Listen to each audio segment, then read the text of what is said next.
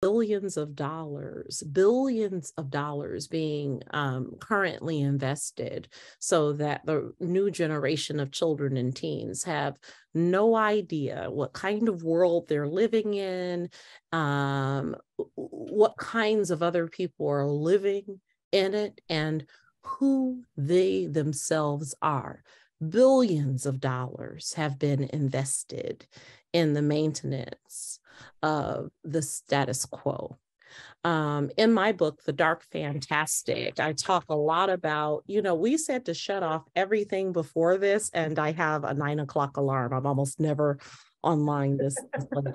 But in my book, The Dark Fantastic, Race and the Imagination, from Harry Potter to the Hunger Games, I actually put together a framework so that people could understand that the realm of pure imagination in Western science fiction and fantasy is seeding the idea of Black death, erasure, and marginalization in each successive generation of children, because we have seen this happen. So the stakes could not be higher.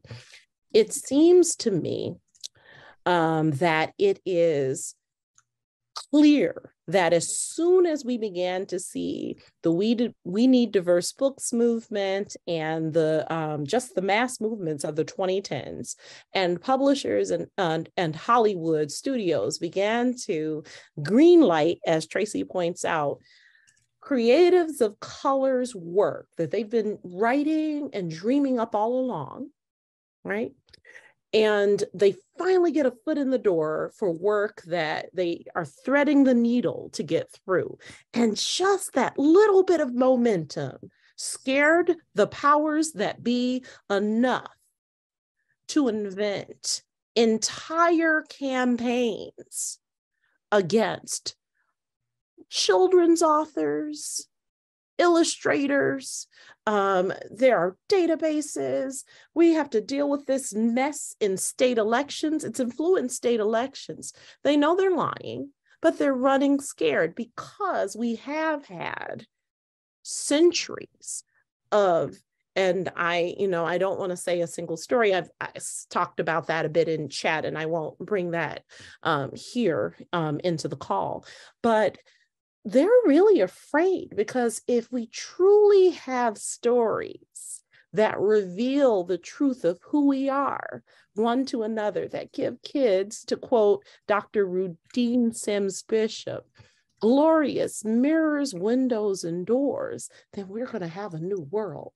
And what authors like those we've named, my sister Tracey, and all these wonderful authors who are dealing with the nonsense of book bans are doing, they are seeding new worlds. Let's shout out Sister Octavia Butler, The Parable of the Sower. That's what they're doing.